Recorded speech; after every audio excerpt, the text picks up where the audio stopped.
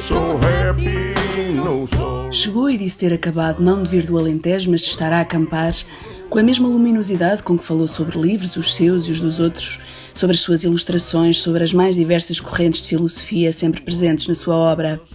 O trabalho de Afonso Cruz tem luminosidade em tudo, na muita imaginação e fantasia das suas histórias, por mais dramáticas que possam ser, na forma como nos conta essas mesmas histórias, a estrutura, a cadência corta, a musicalidade. Como se estivesse na sala ao nosso lado, do mesmo modo que nas noites frias de inverno, as nossas avós nos falavam sobre bruxas e almas luminosas a voar pelos canaviais, e no prazer da partilha de conhecimento, como ficarmos, por exemplo, a saber em Flores, que a madeira de que é feito um contrabaixo se comporta de formas distintas consoante o tipo de música que nele é tocado.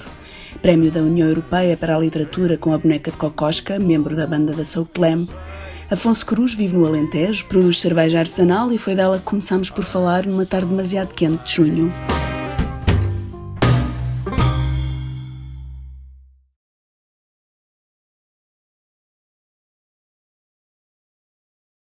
Faço há muito tempo, comecei a fazer cerveja há uns 20 anos. Morava em Lisboa, fazia na casa de banho, sem grande, sem grande capacidade, mas foi uma coisa que me intrigou a determinada altura, especialmente porque tinha lido uns livros sobre o fabrico da cerveja.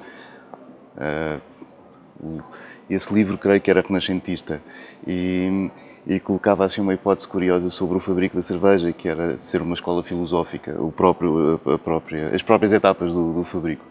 E eu achei aquilo muito estranho. Como é que seria possível, ao fazer uma cerveja, encontrar essas analogias que depois remeteriam para a filosofia natural, etc. E então, um dia experimentei, andei a vir um kit muito básico e comecei a fazer em casa. Depois, claro, fui comprando livros, fui aprendendo outras coisas e fui experimentando, enfim, maneiras de fazer cerveja um pouco mais complexas.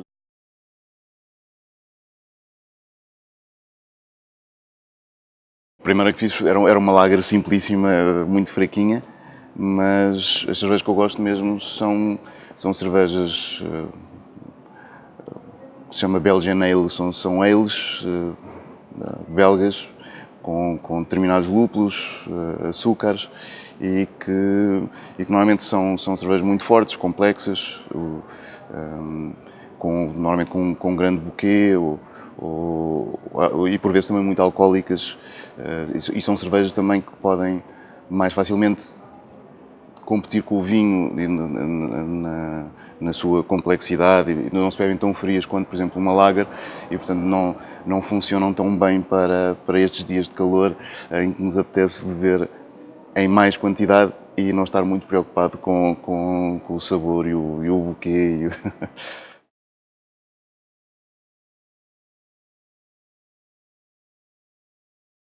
Nada de especial, porque na verdade depois o fabrico da cerveja é mais uma justificação, em certa medida, de uma premissa. Ou seja, já há uma teoria a priori que depois é confirmada pelo fabrico da cerveja. Na verdade, nós não estamos a aprender, estamos a corroborar. E isso é quase o oposto da aprendizagem, se nós pensarmos bem, porque já temos uma coisa a priorística e, portanto, aquilo só serve para confirmar as nossas ideias e para garantir que temos razão. E claro, é uma coisa que pode levar a um erro crasso, que já foi muito debatido, que é a crítica ao indutivismo. O Bertrand Russell dava o exemplo das galinhas, que é uma galinha que diz às outras: o criador gosta mais de mim porque me dá mais comida. E, portanto, ela tem esta teoria à partida. E todos os dias essa teoria é confirmada pela prática. Ou seja, todos os dias o criador efetivamente lhe dá mais comida. E quando lhe dá mais comida, ela fala com os outros e diz: estão a ver, eu tenho razão, ele gosta muito mais de mim. Até que chega ao Natal e ele mata a galinha. E, portanto, a teoria estava errada, apesar de parecer ser confirmada todos os dias. E quanto mais acontece essa confirmação, ou confirmação entre aspas neste caso, se calhar não é uma grande ideia. Quanto mais é confirmada, enfim, mais verdadeira ela se torna.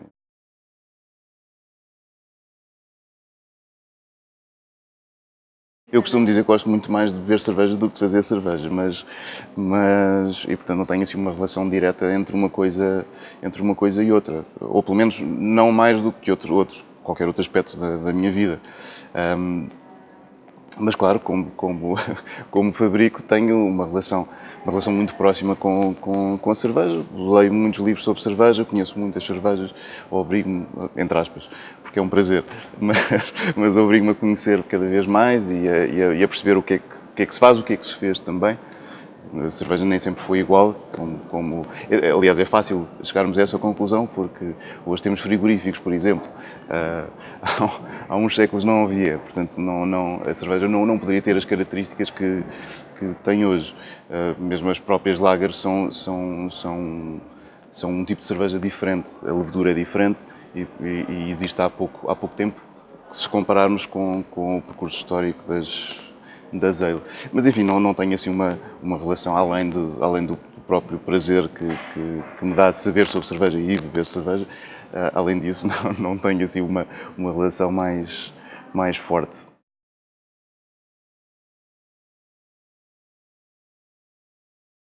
No Jesus Cristo e a cerveja, claro, há uma ligação que nem sequer tem a ver propriamente com o fabrico da cerveja, mas mais com o facto dessa interpretação, que é o cereal passar uma espécie de corrupção para germinar.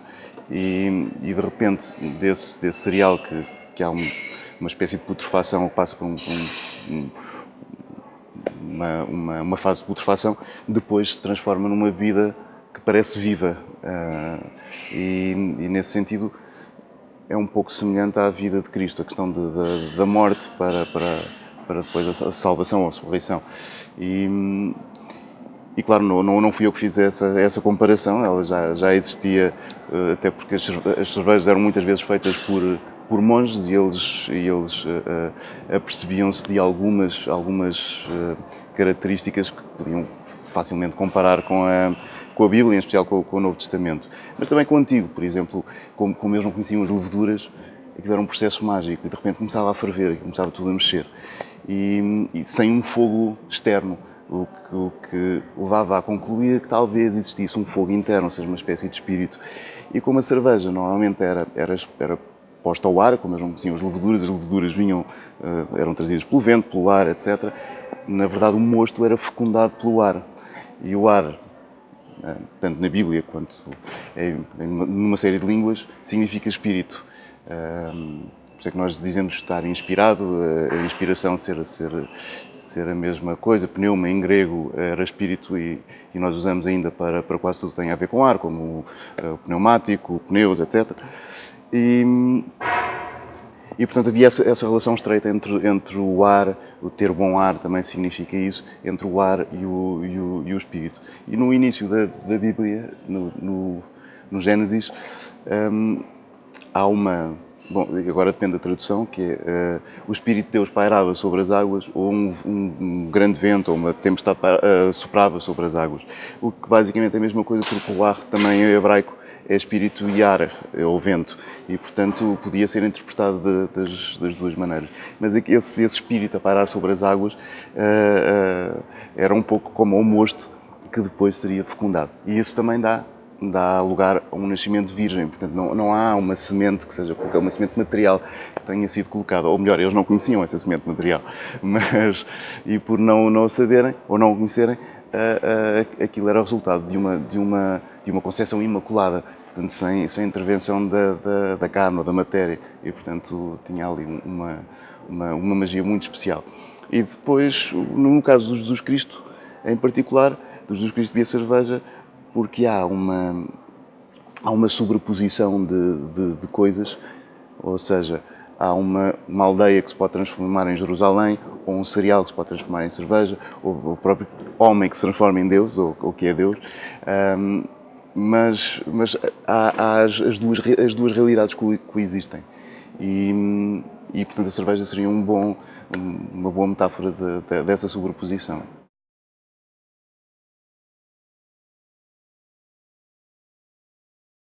No caso do Diógenes, esse é talvez o Diógenes menos conhecido da Antiguidade, porque havia o Cínico, que é talvez o mais famoso, e depois o Diógenes de Laércio, que escreveu sobre os filósofos antigos, os filósofos importantes, o que ele achava os filósofos importantes, e que é também a maior fonte que temos em relação às vidas desses mesmos filósofos.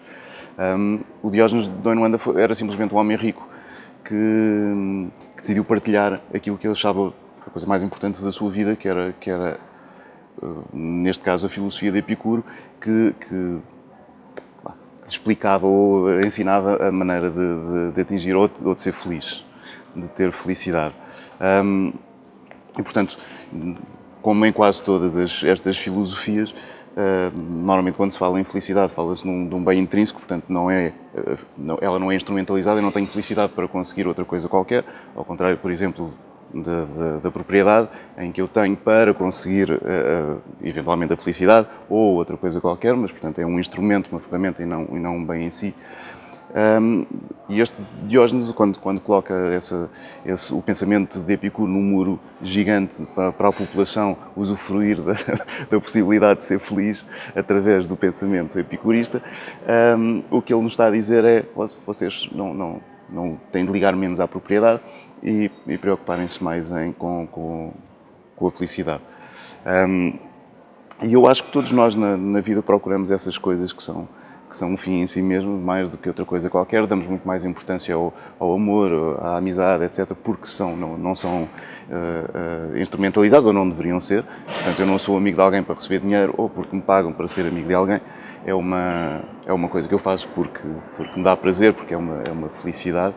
E isso, de certa maneira, é luz, é aquilo que nos conduz ao longo da vida. Nós vamos procurando essas coisas, ainda que por vezes nos equivoquemos e pensemos que a ferramenta é um fim em si mesmo e poderá dar sentido à vida, quando na realidade é apenas um instrumento. E por esse motivo também o fascínio dessas coisas, que são muito transitórias, terminam muito rapidamente. E, portanto, nós compramos uma casa nova, ficamos muito contentes nos primeiros 2, 3 meses e depois essa paixão desvanece porque tem não era um fim em si mesmo, portanto, permitiria outro tipo de coisas.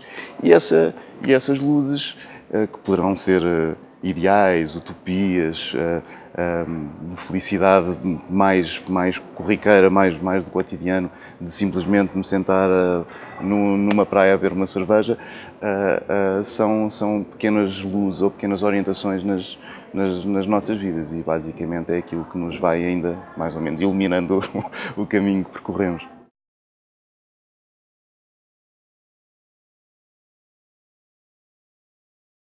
No caso específico dos livros para crianças, há pensamentos que por vezes são um pouco difíceis de fazer passar e normalmente acontece que esse tipo de pensamento é transversal e serve a todas as idades, mas para ser explicado a uma criança exige outro tipo de coisa. Muitas vezes pensamos que é muito mais difícil explicar um raciocínio que achamos complexo a uma criança do que acontece na realidade. Eu tenho um livro que tem um subtítulo que é Considerações de um Misantropo, e misantropo, evidentemente, não é um vocábulo que faça parte do contexto infantil, mas claro, as crianças, tal como nós, quando leem um livro, estão à procura de novidades e de coisas novas, de aprender alguma coisa. E essa é mais uma palavra. E avaliando que a subtítulo tem a palavra considerações e a palavra misantropo, na verdade considerações é mais difícil de explicar a uma criança que misantropo, porque eu chego ao pé dos meus filhos e digo-lhes: misantropo é uma pessoa que não gosta de outras pessoas. E isso é muito fácil de compreender.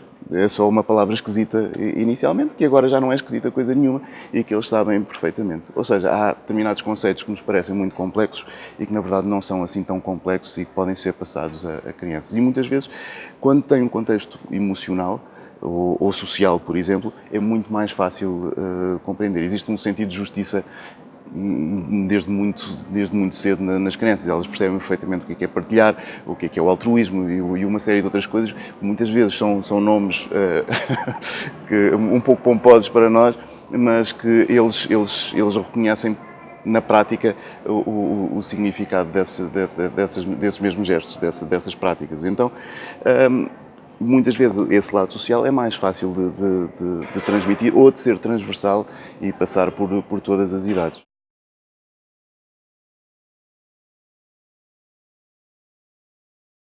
No caso dos livros para adultos, porque os temas são tratados de outra maneira, eu não tenho, a maior parte das vezes, muita ligação com a atualidade.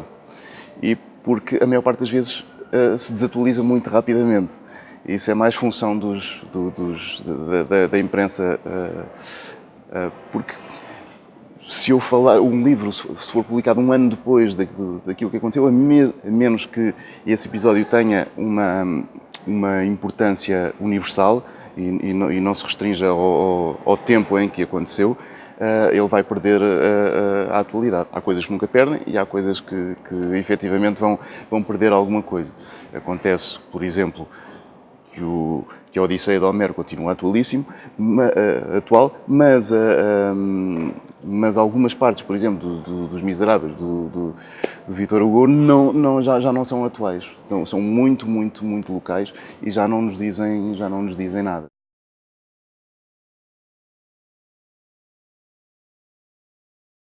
O Flores, eu acho que não tem essas características demasiado locais. Eu creio que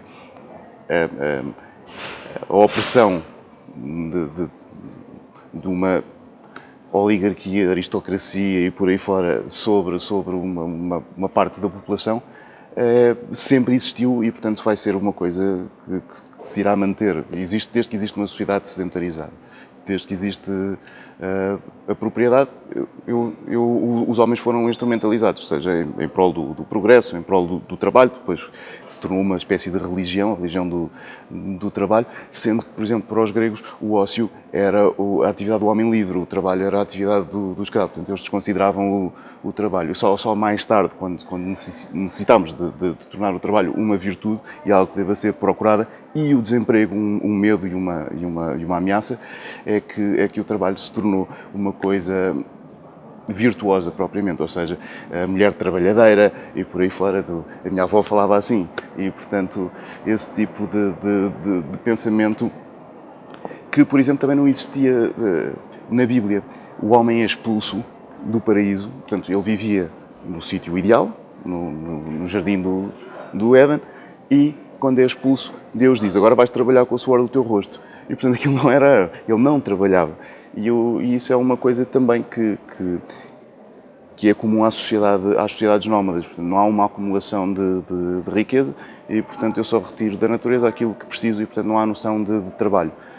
É o mesmo que ir às compras e não o mesmo que é passar o dia, 8 horas por dia, a ir às compras, quando eu não necessito daquelas coisas imediatamente. E, portanto, desde que existem sociedades deste tipo, em que ficamos sedentarizados, ou seja, fixos num território, exaurimos o território. E se ele tiver coisas para dar, a população aumenta, e se deixar de ter coisas para dar, entramos em crise, que é isso que normalmente acontece, ou seja, andamos sempre nestes limites. E por isso, creio que este tipo de ideia não passa enquanto não colocarmos em prática outro tipo de pensamento, de filosofia e de política. Porque também é uma coisa que não se debate. Os debates são sempre em torno de conseguimos ou não conseguimos pagar contas. E não são debates políticos, porque as finanças não é propriamente uma ideia política. É algo que nós fazemos conforme o nosso plano, a nossa filosofia, a nossa maneira de ver a vida e de pensar a sociedade. Depois vemos se é execuível ou como é que pode ser colocada em prática, e aí sim precisamos do dinheiro. Depois essa questão do homem da produção, é evidente que cada trabalhador produz muito mais do que aquilo que ganha, porque senão não daria lucro. O lucro vem precisamente do excesso que ele produz, que não é ele que depois irá usufruir.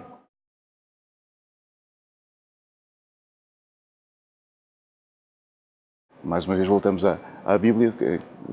Mamon, que é como era chamado no Novo Testamento, era o dinheiro, basicamente. E, portanto, ou servirás a Deus ou a Mamon. E, portanto, não havia sequer um compromisso. Ainda que hoje em dia a maior parte das pessoas cristãs estão mais vinculadas a uma direita conservadora do que à esquerda, mas na realidade há aqui alguma coisa difícil de conciliar entre o dinheiro e a pecúnia, assim, na sua coisa mais, na cupidez, vá. E depois essa dedicação a Deus. Mas é um discurso que sempre existiu.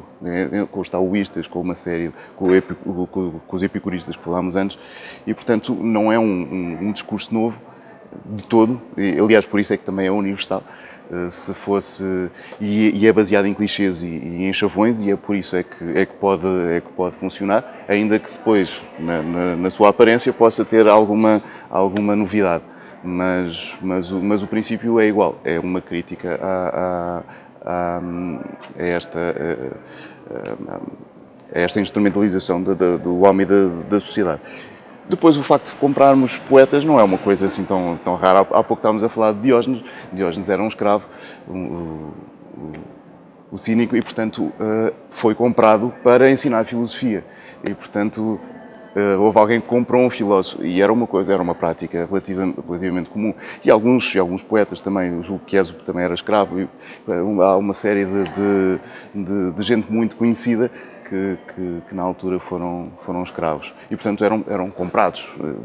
Isso também não é uma novidade, ou seja, é uma coisa que aconteceu ao longo do tempo, e todos nós sabemos que nós continuamos a ser comprados de inúmeras maneiras.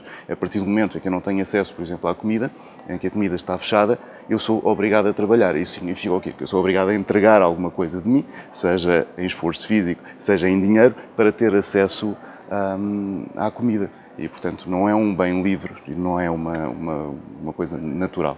Mas, e por isso também, claro, a corrupção, a escravidão continua a existir, e a corrupção não deixa de ser a compra de seres humanos. E, portanto, isso é uma prática corrente, continua a existir em todos os níveis da sociedade, e, portanto, não é uma coisa pontual ou distópica, como é apresentado no Vamos Comprar um Poeta. Aliás, eu tive a ideia para esse livro precisamente de uma moda, creio que no século XVIII, em Inglaterra, em que aristocratas começaram a comprar ou a encomendar, será um termo mais correto, sábios orientais para terem nos jardins deles, nas mansões. E, portanto, arranjavam uma casinha para eles, e eles ficavam lá. Depois as visitas, quando andavam pelo jardim, encontravam um verdadeiro sábio oriental e podiam ter ali, pedir uns conselhos e ouvir alguma filosofia mais iluminadora. E portanto, mais uma vez, a história consegue estar a par de muita da ficção que se faz.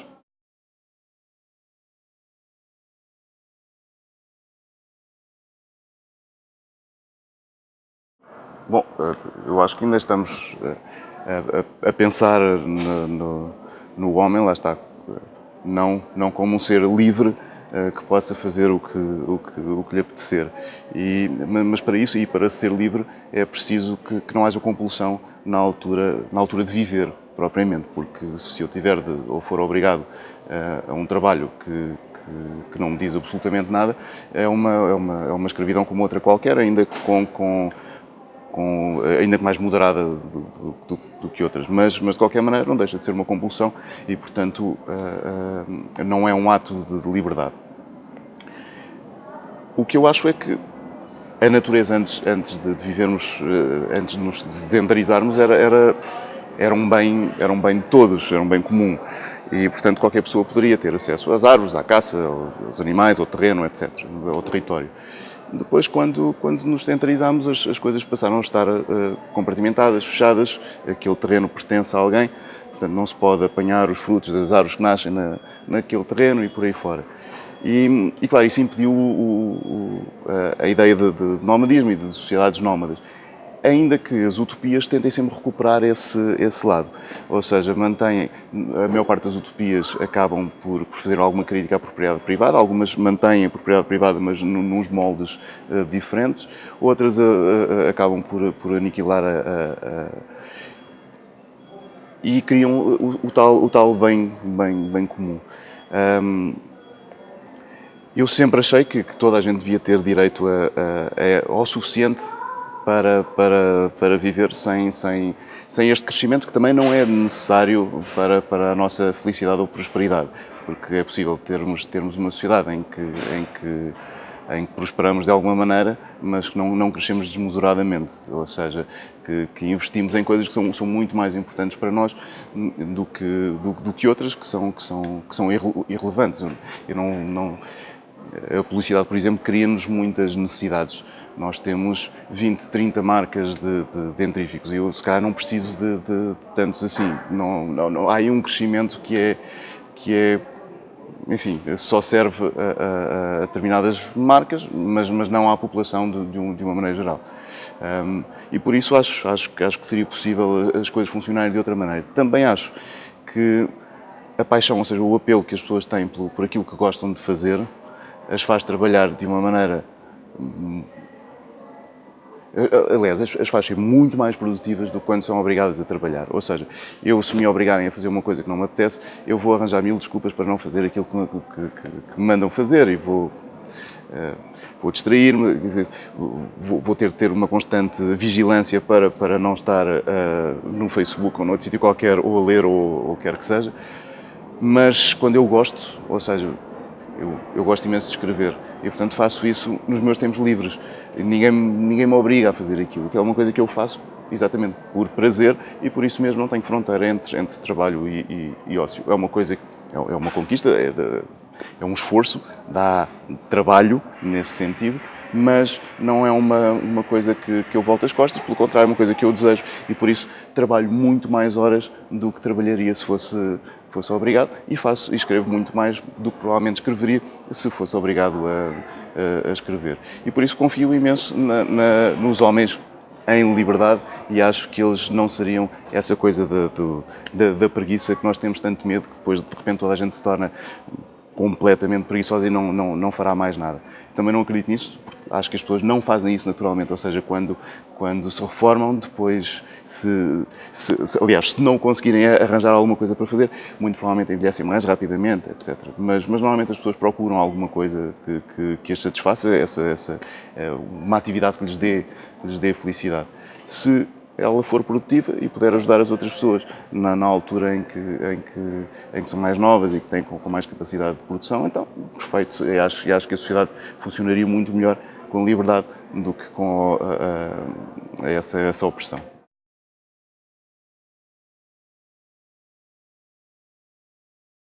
Neste caso específico, há um certo elogio à preguiça, que também não foi o Costa Rica que inventou, mas essa preguiça é uma preguiça criativa, ou seja, é o que nós chamamos de reflexão, porque só quando eu não estou a fazer determinada coisa é que estou a pensar efetivamente.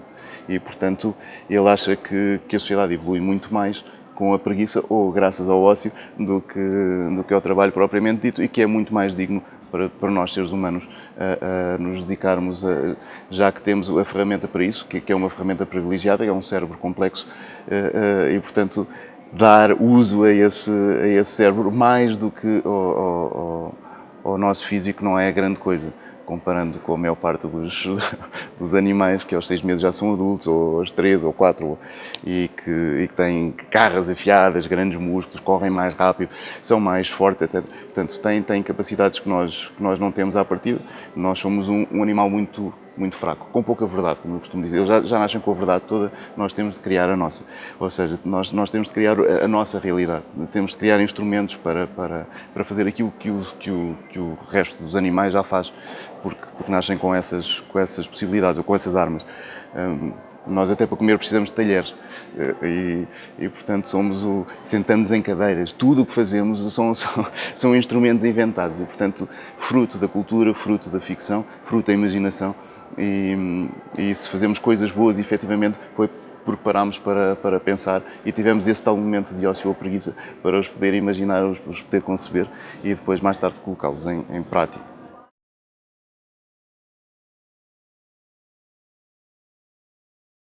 Claro, a cultura as consequências da cultura são úteis, ou seja, eu não faço, ou não produzo, ou não escrevo um livro, ou não componho uma música para, por exemplo, ter fama ou ganhar dinheiro, ainda que seja possível fazê-lo. Mas normalmente as pessoas fazem por paixão. E claro, isso pode ter consequências, mas essa consequência normalmente está à margem do que o artista está a pensar quando está a trabalhar. Ou seja, pode acontecer que aquele livro ou aquela música sejam um enorme sucesso, sem desprimor para o autor, que não tem culpa disso. Isso é algo que o transcende, mas pode ser uma consequência, e normalmente é uma consequência da cultura. Os números parecem indicar que a cultura, na verdade, gera mais dinheiro do que a restauração, a hotelaria, os têxteis, o calçado e por aí fora. Há áreas industriais que nós achamos que têm ou que geram muito mais lucro do que a cultura, que normalmente desconsideramos e desprezamos como algo que não é capaz de criar dinheiro.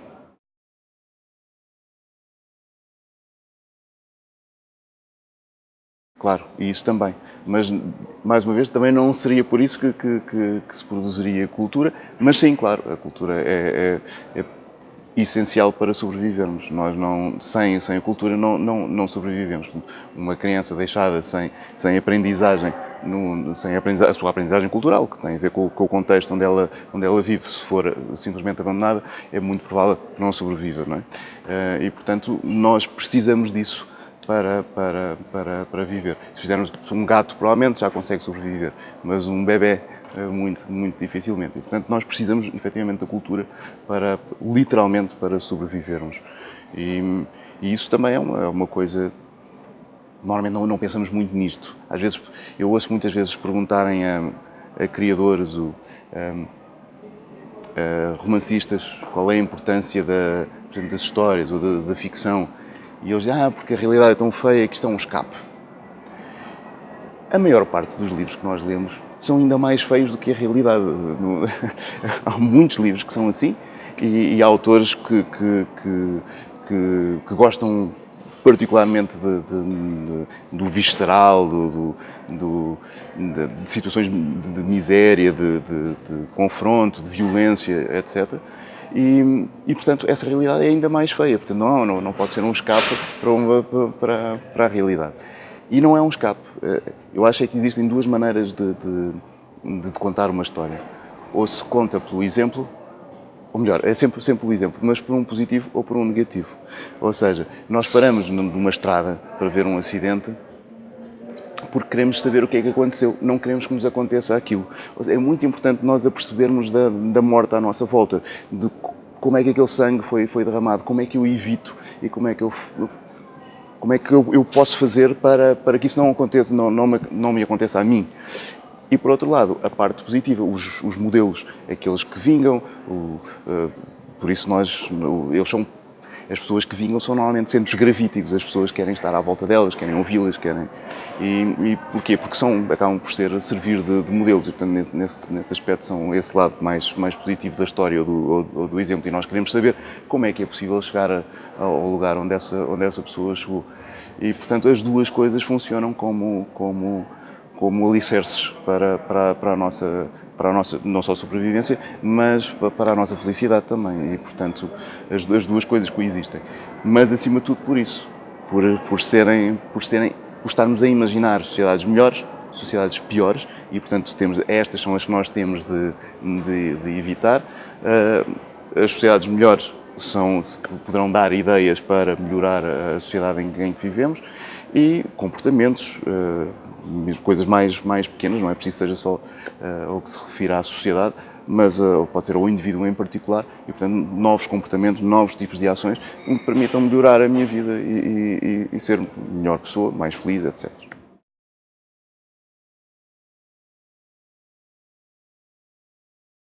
Os objetos que nós temos aqui já foram mentiras, na acessão de que não existiam, e, portanto, eram ficções, não tinham sido transformadas em ato.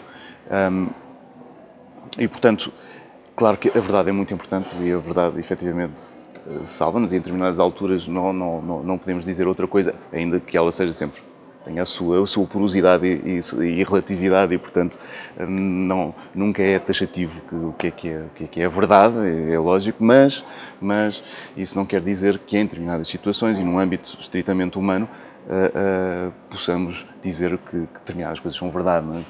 Se vier um carro ali e a pessoa não reparou, enfim, ainda que eu possa depois especular filosoficamente sobre a realidade da existência do carro e da própria pessoa e por aí fora, e de ser tudo uma ilusão, na verdade é que naquele momento esta verdade, mesmo que seja muito parcial e muito relativa, vai salvar a vida de uma pessoa e, portanto, tem uma importância cabal. Mas a imaginação também. Eu dou muitas vezes o exemplo de uma tribo em que se aproxima um tigre. Se eu não disser a verdade, ponho em risco as pessoas todas. Mas se eu não tiver imaginado o que fazer quando aparecer um tigre, eu vou morrer na mesma. Portanto, eu tenho de ter imaginado, eu tenho de ter ficcionado, ou seja, criado essa mentira. A mentira normalmente tem uma acessão negativa e por isso é que não se usa mentira, mas sim ficção e imaginação, mas que na verdade tem as mesmas características da mentira. E por isso dou sempre muito valor à ficção, acho que a ficção é muito importante, também dentro do seu contexto, obviamente, não pretendo que seja verdade, apesar de ter, por exemplo, na Enciclopédia da História Universal, uma história que poderia ter existido. E, efetivamente, eu aos poucos, e à medida que vou escrevendo os vários verbetes desta enciclopédia, fui-me apercebendo e fui verificando que existiram histórias muito semelhantes àquelas que eu pensava ter inventado do zero. Elas não são assim tão exóticas quanto isso, apesar de nos parecerem exóticas, mas ontem escrevi uma crónica precisamente sobre alguns desses casos. No romance A Boneca de Kokoschka há um editor que encomenda um livro chamado As Reencarnações de Pitágoras. Portanto, um escritor para escrever as supostas transmigrações que Pitágoras terá passado ao longo dos séculos. E quando estava a escrever um volume da Enciclopédia da História Universal chamado precisamente As Reencarnações de Pitágoras, ou seja, a cumprir a vontade de uma das minhas personagens, na verdade, apercebi-me que existia um livro seiscentista chamado O Diálogo, que trata das transformações de Pitágoras, e a ideia é basicamente a mesma, incluindo transmigrações anteriores à vida de Pitágoras e posteriores à vida de Pitágoras. E, portanto, na verdade, aquele livro já tinha sido encomendado, já tinha sido escrito de outra maneira, claro, as personagens não têm nada a ver com as que eu criei, mas o conceito já existia, já estava lá. Há também o caso, por exemplo, de um derviche persa chamado Al-Azizi, que quando morre, quando come um caroço de uma cereja, depois nasce uma árvore do corpo dele, etc. E há relativamente pouco tempo a ler sobre a morte de um derviche, de um místico muçulmano, também ele neoplatónico, como este Al-Azizi. Ele acaba por ser morto por um poeta e enterrado junto a uma figueira. A figueira também dará frutos muito doces, um pouco como aquela cerejeira. E, portanto, o Ibn Gabirol, que é o nome deste místico, deste poeta, acabou por ser muito semelhante à vida, ou melhor, à morte. As duas mortes foram muito, muito parecidas.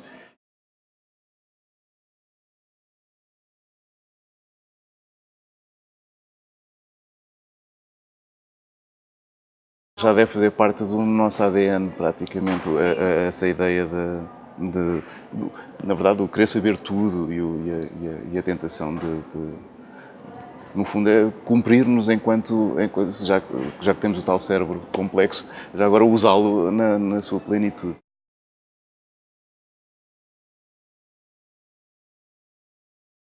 Tinha um pouco a ver com a identidade, que é também um tema sempre muito tratado, não é? Mas neste caso, nós temos muito a noção de que se esquecermos, por exemplo, ou que a nossa identidade se forma através, por exemplo, daquilo que gostamos. Eu gosto de amarelo, não gosto de vermelho, gosto disto, não gosto daquilo, e portanto crio a minha identidade.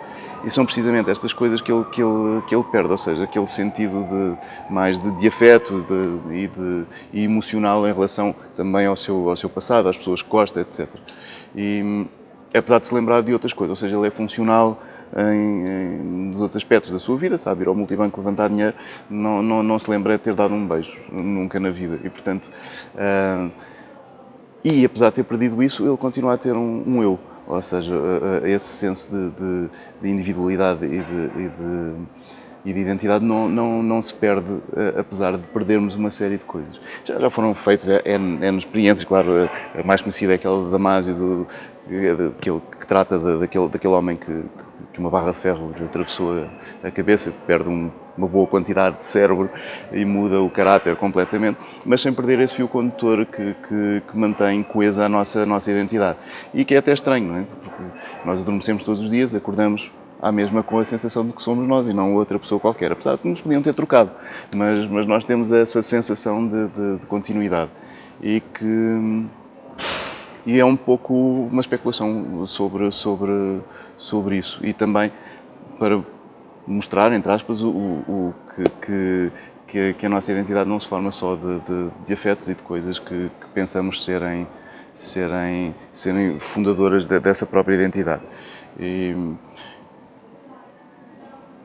Eu parti a ideia para o Sr. Hume foi também um episódio verídico que aconteceu com um músico, o Pat Martino, que teve um aneurisma e esqueceu-se de como tocar guitarra. Ele era um guitarrista muito bom e de repente acorda da operação e não sabe tocar guitarra.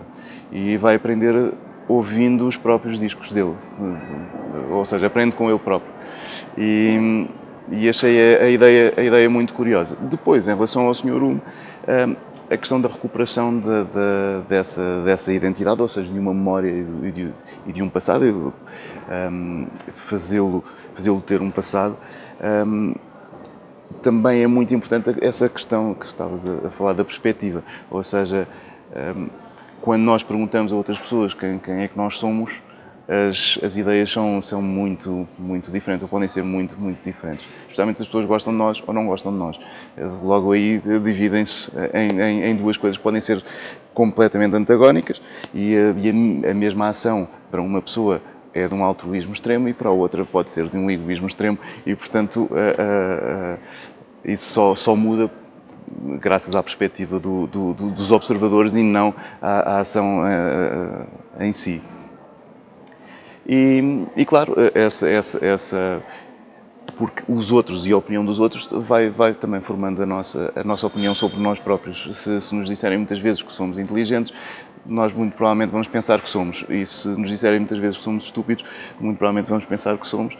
Que aliás é um drama para quando somos educados, porque por vezes a nossa educação não é das melhores e podemos estar muito equivocados em relação ao nosso potencial e também a mesma educação nos pode limitar muitíssimo porque nos faz crer que somos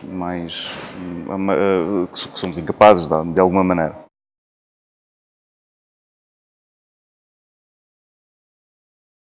O espelho aí funciona mais como...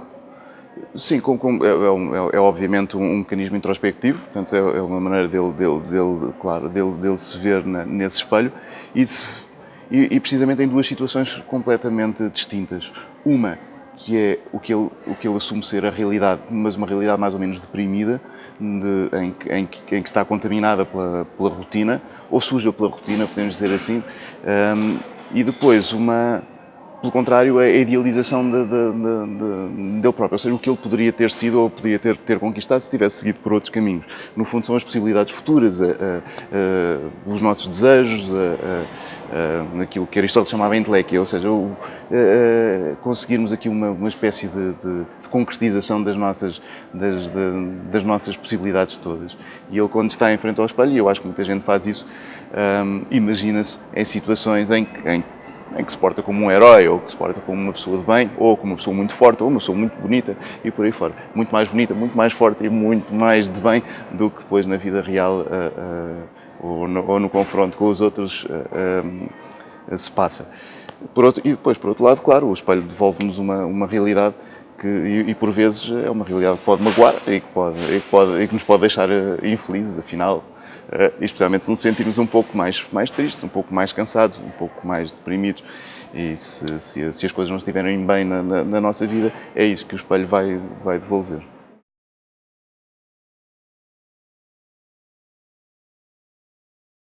O tempo é realmente, provavelmente, a coisa mais complexa para se falar. E curiosamente ele o tempo tem muito a ver com o que falávamos antes das rotinas. O nosso tempo nós percebemos-lo a passar pela rotina, não é? Porque temos um coração a bater, porque há determinadas coisas dentro de nós que criam relógios, que são relógios, a fome, a sede, por aí fora também são uma espécie de rotina, que nós enchemos, vazamos, etc. Os próprios ciclos naturais são rotinas, coisas que se repetem mais ou menos ciclicamente, ainda que não seja exatamente da mesma maneira, mas repetem-se. E, portanto, isso dá-nos a sensação de tempo. Curiosamente, não nos dá a sensação da seta do tempo, ou seja, não nos dá a sensação de passado e futuro. Dá-nos a sensação de que o tempo está efetivamente a passar, ou seja, conseguimos perceber que há alguma coisa ali a mexer-se, ciclicamente, mas não nos apercebemos. São os momentos extraordinários que nos dão essa noção de passado e futuro e que também pautam a nossa vida. E as viagens também funcionam um pouco assim, porque nos tiram da rotina, tiram-nos de um meio que é sempre igual e, portanto, o tempo passa, mas não passa em direção ao futuro, é sempre igual, e de repente vamos para outro lugar qualquer em que acontecem coisas fora do comum, ou seja, extraordinárias. E são essas coisas extraordinárias que quebram ou quebrarem essa rotina, dão outra dimensão ao tempo. Por exemplo, se eu estiver a ver um pêndulo andar para trás e para a frente, eu posso filmá-lo de trás para a frente ou de frente para trás, ninguém vai dar pela diferença. Mas se eu deixar cair um ovo de uma mesa e filmar ao contrário, as pessoas já vão notar a diferença. E porquê? Porque não é uma coisa cíclica, é uma coisa... Aqui já funciona a entropia, ou seja, o ovo tornou-se uma forma muito mais complexa do que era antes. Era uma coisa muito organizada, a gema, a clara, a casca, e depois de repente aquilo torna-se uma coisa muito difícil de perceber. E claro, são estes momentos, como por exemplo se o pêndulo se partisse, que dariam a noção de futuro. Porque se eu cometesse o filme ao contrário, eu já não perceberia que este filme está ao contrário, porque o futuro nos dá muito mais possibilidades do que o passado.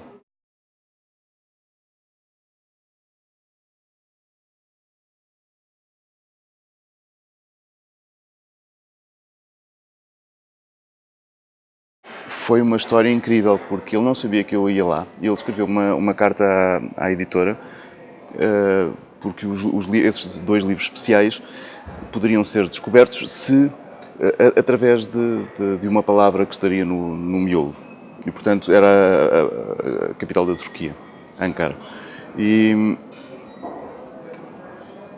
eu não digo quem é que diz a palavra, em que altura é que ela é pronunciada lá no livro, que está escrita, mas ele, na carta que enviou, ele dizia qual era a personagem que a dizia, encontrou a palavra naquela personagem, naquele momento específico.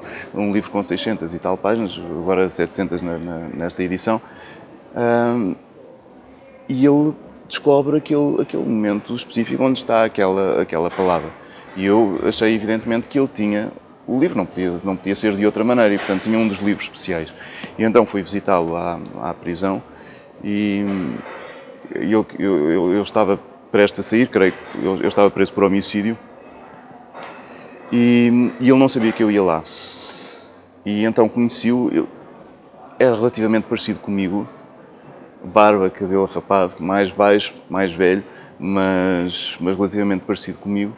Gostava muito de pintar, gostava muito de livros, havia também muitas coisas em comum, conhecia o Oriente bem melhor do que eu, é um homem muito culto, muito interessante, e às tantas eu perguntei-lhe como é que ele, qual era o final do livro, porque na verdade a diferença desses 2 livros especiais é o final, são finais diferentes, e perguntei-lhe como é que terminava o livro que ele tinha lido, e ele disse-me o final normalíssimo dos outros 4.998 exemplares.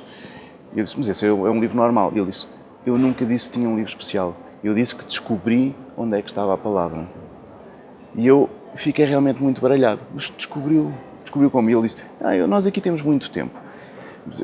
Bom, ele pode ter todo o tempo do mundo, mas na verdade eu decidi que aquela palavra ficaria ali simplesmente por uma questão de logística. Não foi nenhum raciocínio complexo que eu pudesse ter chegado lá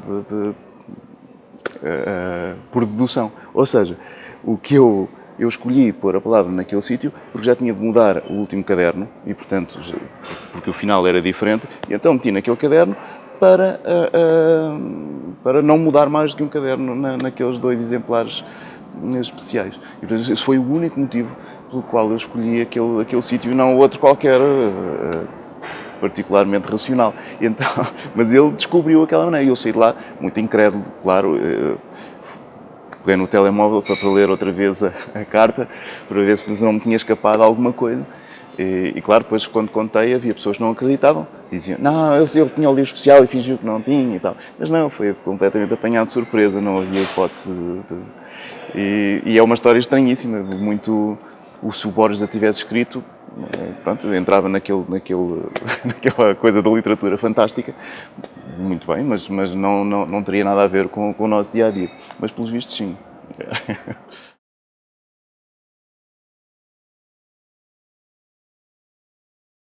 Sim, eu continuo a ter capítulos curtos e gosto mais de capítulos curtos, mesmo enquanto leitor.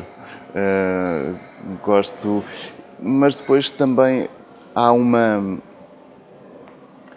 outra coisa que eu gosto nos capítulos, e quando eu estou a escrever, e é só uma questão é um maneirismo, gosto que termine com um certo dramatismo, ou seja, aconteça alguma coisa que faça terminar daquela maneira.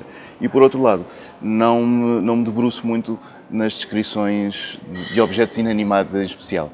Ou seja, se uma personagem estiver a falar com outra, ela pode estar simplesmente a falar com outra e eu não descrevo o lugar onde ela está, etc, etc, etc. A menos que esse lugar seja relativamente importante para aquela situação. E vou acrescentando essas coisas e faço o mesmo na ilustração, por acaso. Ou seja, muitas vezes, se eu só preciso ter uma criança desenhada, desenho a criança. Se ela precisar estar sentada, já tenho de desenhar a cadeira, portanto vou acrescentando. Se aquela cadeira tivesse de estar num quarto para eu contar aquela história ilustrada, portanto, eu já desenharia o quarto. Mas eu não penso naquilo como outros ilustradores fazem, por exemplo, primeiro desenham o quarto, depois colocam a cadeira e depois colocam a criança, independentemente daquilo ser ou não preciso para contar aquela história. Mas primeiro criam um ambiente e depois colocam os personagens nesse ambiente. E eu parto sempre do ser humano para a paisagem, ou seja, se a paisagem não for necessária, ela não aparece. E isso significa também que eu tenho menos descrições a fazer em cada capítulo, ou seja, não preciso descrever o ambiente em que ou muitas vezes não é preciso, basta pode ser um pequeno diálogo, simplesmente. E, portanto, isso ou um monólogo, e, portanto, e para isso basta uma pessoa, não é preciso realmente essa descrição. Isso encurta muito os capítulos, claro.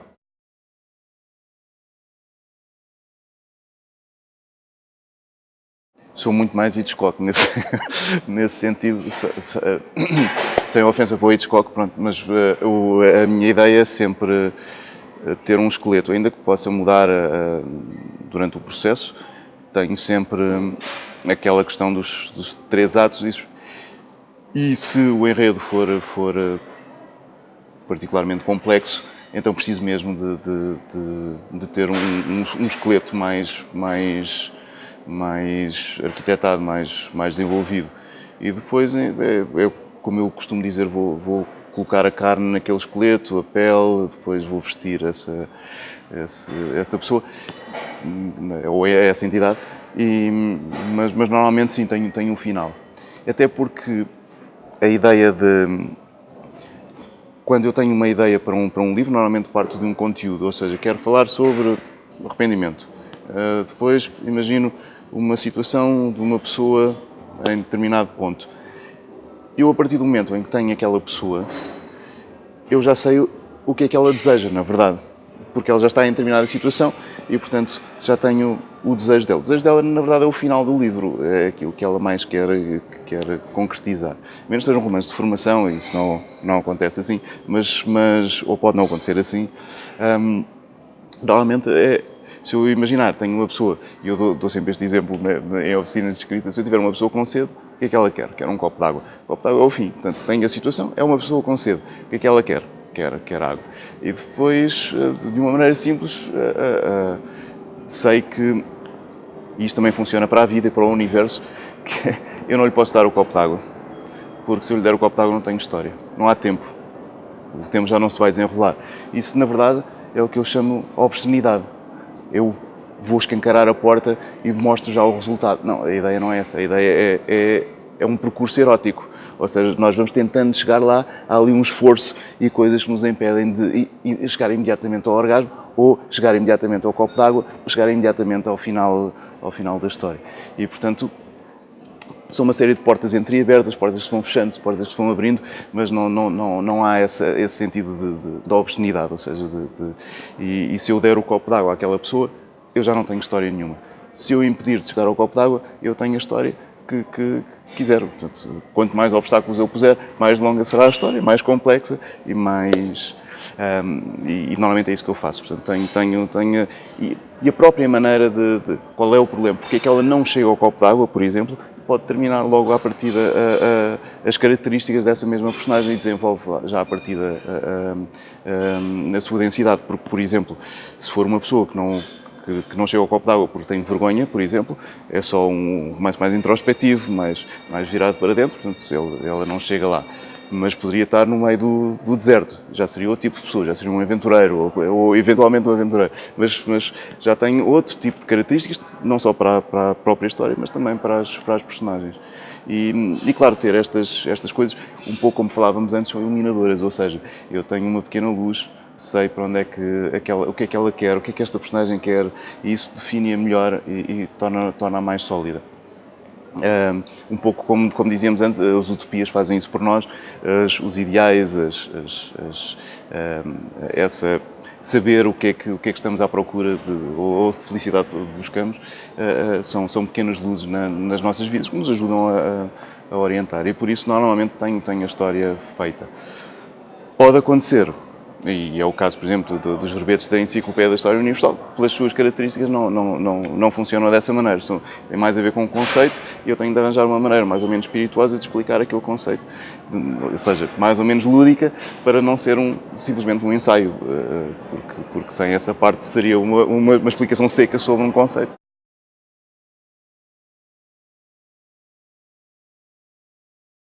Mas mesmo assim tenho uma relação...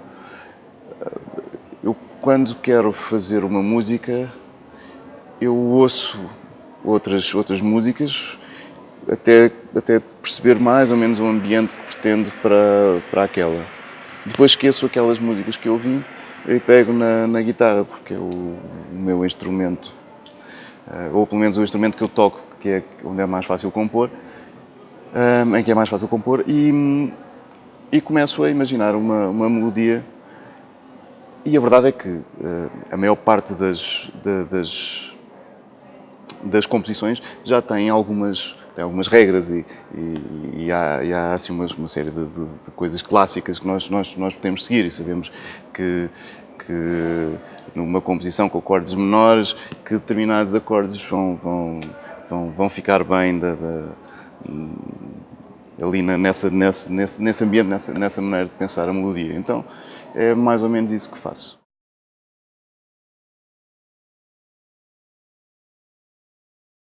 E é mais transitório, mais efêmero, as convicções depois, ou as indignações que geradas por uma notícia qualquer, dura menos tempo e é menos importante depois, porque as pessoas, até conseguirem fazer alguma coisa, já apareceu outra notícia que os indignou ainda mais do que a outra anterior.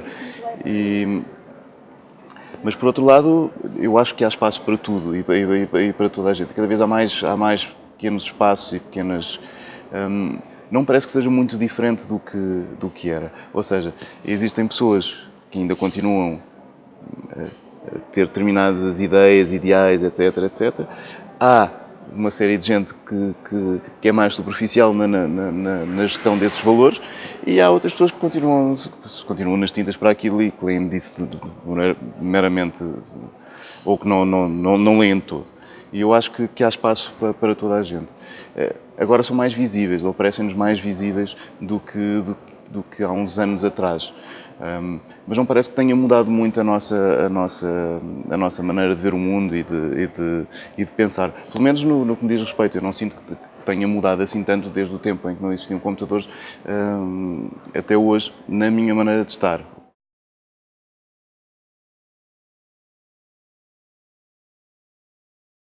Eu até gosto bastante disso, o facto de esta riqueza e o poder aceder a coisas com uma rapidez e com uma facilidade que antes eram impossíveis, acho que é uma riqueza tremenda. É evidente que para aceder à informação é preciso ter algum conhecimento, ou seja, não é possível simplesmente chegar ao Google e pedir para escrever um ensaio, o ensaio que nós gostaríamos de escrever, porque nós não temos maneira de pedir isso, ou seja, precisamos de muita informação para obter a informação. E, portanto, nesse sentido as coisas continuam mais ou menos iguais. É mais fácil, mas continuamos a necessitar de informação. Uma pessoa que esteja à procura de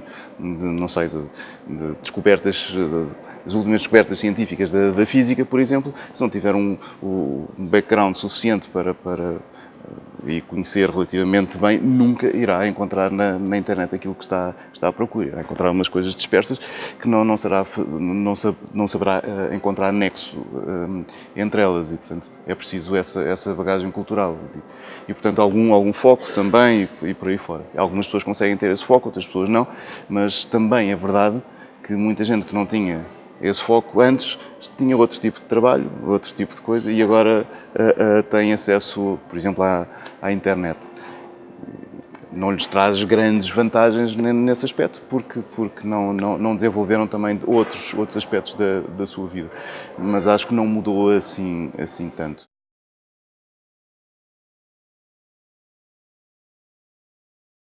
Eu acho que é bom existir a contradição, e é bom existir a contradição nas notícias, porque efetivamente os factos não são factos, são perspectivas, e são sempre vistos de determinados ângulos, e há sempre outras maneiras de ver as coisas, e eu adoro colocar as coisas em perspectiva. Eu, por exemplo, acho que sou um péssimo cronista, precisamente não tenho... Estou sempre a contemporaneizar, a relativizar. Sim, mas se visto daqui de outra maneira, de outro ponto de vista, de outro lado, a coisa não é assim tão taxativa. Não posso dizer que aquela pessoa está errada, assim. Mas eu acho que um cronista tem mais sucesso, ou se calhar a leitura é mais... Porque tem ali opiniões muito vincadas, muito marcadas em relação a determinadas coisas. E eu não tenho assim tanto, porque acho sempre que existe ali outra maneira de ver as coisas, que poderá ser também importante. Ainda que hierarquizo, ou seja, há aqui hierarquias entre estas perspectivas. Por exemplo, o heliocentrismo era melhor que o geocentrismo. Não quer dizer que o geocentrismo não esteja correto, porque neste momento o universo já não tem centro, nós já perdemos o centro, e portanto qualquer centro é um centro, ou qualquer lugar é um centro, e portanto a Terra voltou também a estar, até um indivíduo passou a estar no centro do universo, ou pode estar no centro do universo, pelo menos na sua perspectiva estará no centro do universo, e não é uma perspectiva errada, mas é uma perspectiva que nos é menos útil do que a perspectiva, por exemplo, do heliocentrismo, também ela não estando correta, consegue ter resultados em muitos aspectos da nossa vida mais úteis do que uma perspectiva geocentrista, por exemplo. Mas eu sempre adorei há o livro A Relíquia do Eça de Queiroz. A maior parte das pessoas lembra-se das cuecas. Mas o que eu acho muito bom naquele livro são duas coisas. em especial. Isto no campo das ideias, não assumindo que a literatura é fantástica, que essa Queiroz escrevia muito bem. Mas as duas coisas que eu acho muito interessantes são o sonho que ele tem ali no meio, que até é uma parte assim, um pouco, se calhar, mais aborrecida do livro, em que Cristo vai até ao templo e expulsa os vendilhões do templo. E um dos vendilhões interroga-se: quem é esta pessoa que me está aqui a expulsar? Isto é o único trabalho que eu tenho, a única maneira de alimentar os meus filhos, a minha mulher, etc.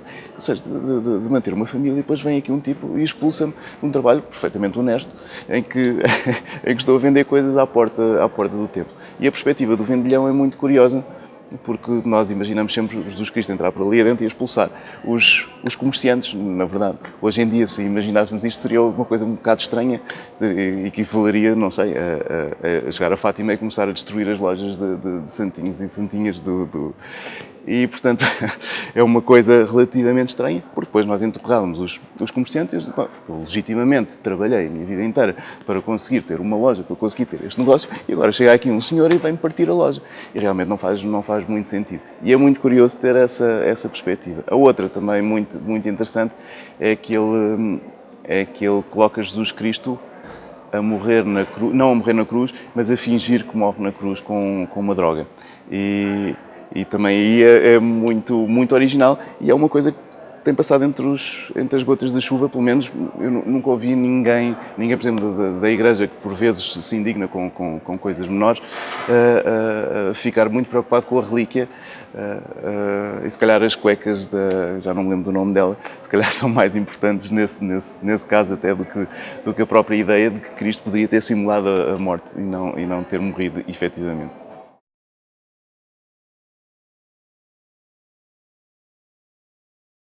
Eu acho que há muitas maneiras de fazer as coisas e de pensar naquilo que se faz. Há aquele exemplo clássico: o Leonardo da Vinci demorava 15 anos a pintar um quadro e o Van Gogh pintava 3 numa manhã. E, portanto, podemos dizer que um é melhor do que o outro, que o Van Gogh é pior porque pintava 3.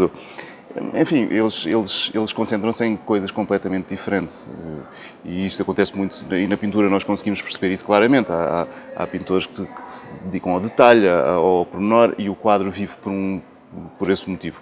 Outros, a expressividade é mais importante, o gesto é tudo, e portanto vivem por outro motivo completamente diferente. Têm a sorte de o gesto ser mais rápido do que o detalhe e, portanto, conseguem pintar 3 ou 4 quadros. Às vezes não com as mesmas, não terá o mesmo peso, porque é um pouco também como um livro de 50 páginas e um livro de 1000 páginas. Poderá ter. Mas, exatamente, poderá ter, mas noutro sentido, sempre noutro sentido. Depois, às vezes, os livros pequenos são mais burilados do que os grandes, não são necessariamente os grandes que são mais trabalhados. Por exemplo, a poesia normalmente é muito trabalhada pelos poetas, também há exceções, claro. Mas muitas vezes estamos ali à procura de uma frase perfeita, de um verso perfeito, da palavra perfeita, e isso não é assim tão importante na prosa. É mais um ambiente perfeito e aquilo funciona com essa fluidez.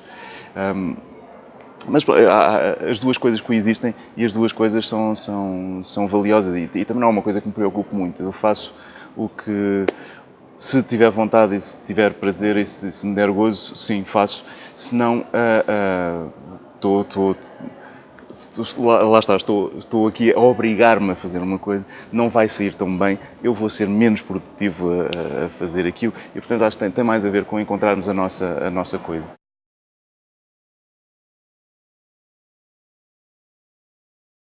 Eu adoro ler e passo muito tempo a ler, e sem ler eu não escrevi. Eu preciso realmente de ler e preciso realmente de ir acumulando coisas. Se eu agora quero saber sobre algo, ou quero escrever sobre isto, ou interessa-me agora saber sobre esta coisa especificamente, então leio muita coisa sobre aquilo, e às vezes em detrimento de outro tipo de coisa. Agora estou a escrever um livro de não-ficção e, portanto, tenho lido muito mais não-ficção do que tenho lido ficção. Ou seja, tenho lido pouquíssima e quase toda por obrigação. Ou seja, quando me pedem para apresentar um livro ou uma coisa qualquer desse tipo. Mais do que outras alturas, pelo contrário. Estou a escrever um romance, por exemplo, e quando estou a escrever um romance, gosto muito de ler poesia, porque me ajuda a ter uma coisa formal mais plástica, mais expressiva, e poder encontrar ali novas metáforas também e poder usar isso na prosa. E normalmente é o tipo de influência. Às vezes também, claro, também gosto de ler por mero entretenimento ou também para melhorar a estrutura do meu livro e tentar perceber como é que este autor fez. Paro muitas vezes para tomar apontamentos e perceber como é que aquilo foi conseguido e porque é que aquilo me fascinou e porque é que eu acho que aquilo é bom. E claro, é importante, no caso da música, ir ouvindo música, e é muito importante com a ilustração ir vendo outros ilustradores e vendo o que é que se faz. E sempre que começo um livro de ilustrações, por exemplo, começo por ir ver livros de outras pessoas, vou recolhendo, vou vendo este tipo de coisa, para não fazer sempre a mesma coisa, porque podia também fazer sempre o mesmo tipo de ilustração, mas canso-me de mim próprio e, portanto, tento encontrar aqui um novo caminho. Também é uma maneira mais fácil de não cairmos na rotina e nesse trabalho mecânico que depois retiraria alguma magia àquilo que estamos a fazer. E, nesse sentido, gosto de procurar novas ideias, novas maneiras de fazer ilustração. E experimento. Às vezes corre bem, outras vezes correrá mal, outras vezes correrá mais ou menos.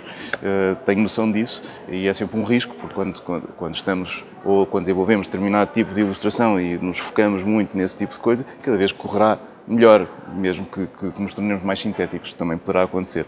Mas mesmo assim, muito eficazes e cada vez mais eficazes. Mas quando estamos a experimentar uma coisa nova, não necessariamente. E estamos a entrar ainda por cima em campos que outras pessoas já desenvolveram e que já praticaram muito mais do que nós. Mas eu gosto desse risco e não tenho medo de o correr.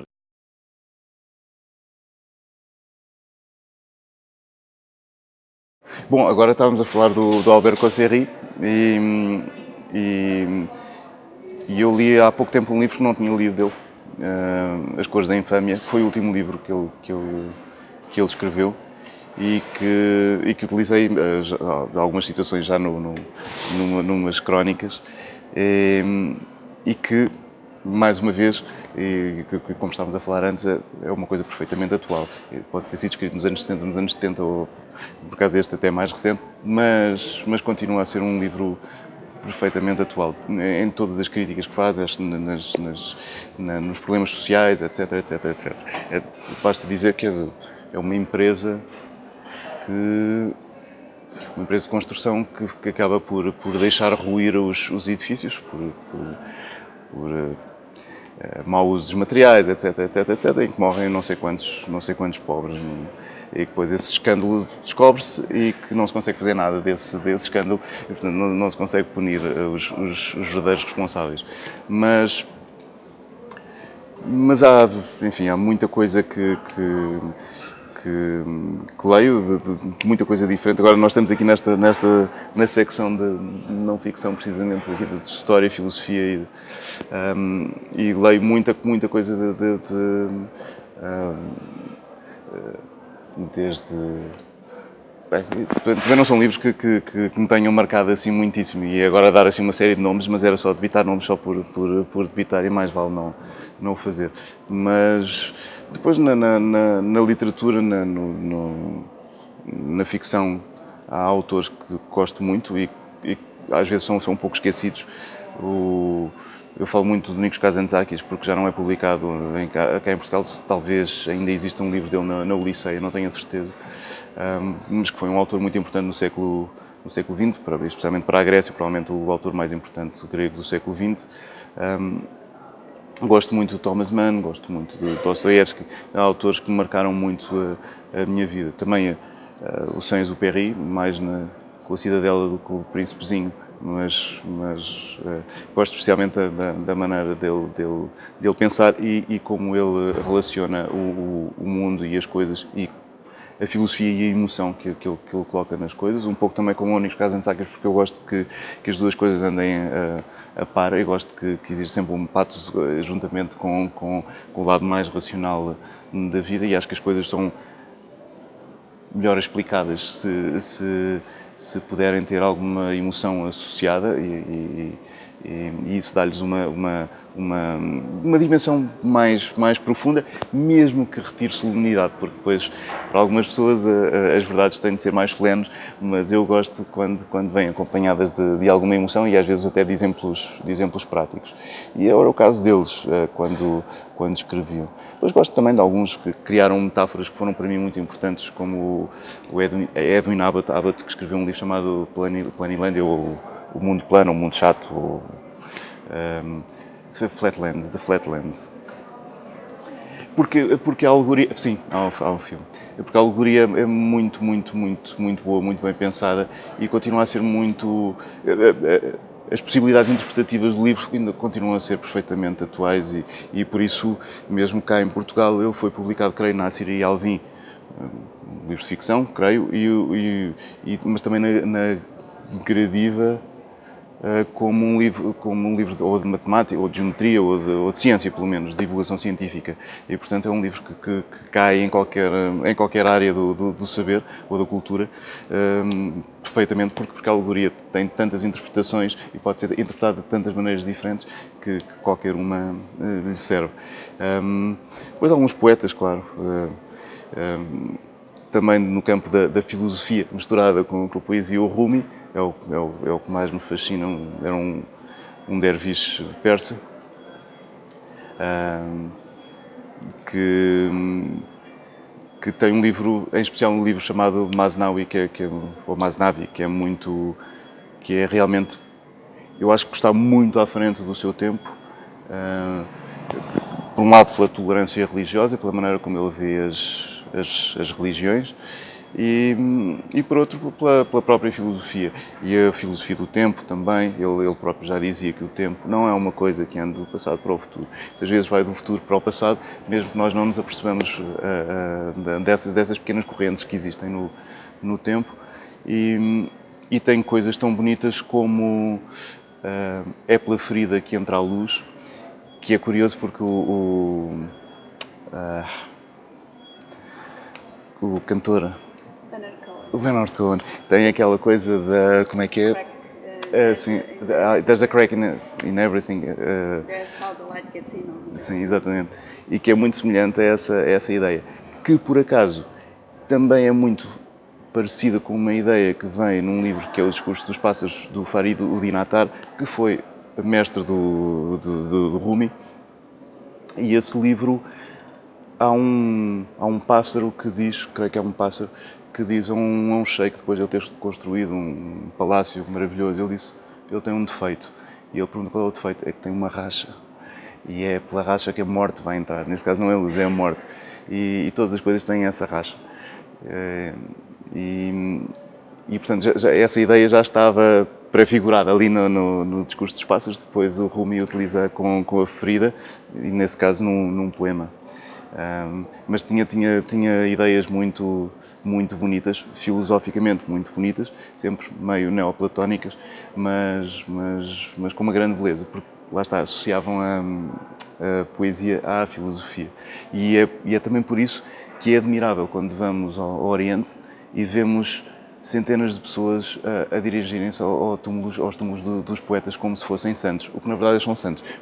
Misturavam a religião e a filosofia com a poesia, mas tem a contraparte bonita que é, entramos no táxi e o taxista cita o Farabi ou o Saadi ou o Rumi, porque são santos e, portanto, conhecem os poemas e os versos deles e nesse aspecto é maravilhoso. E essa possibilidade de os poetas terem uma hierarquia tão elevada na sociedade.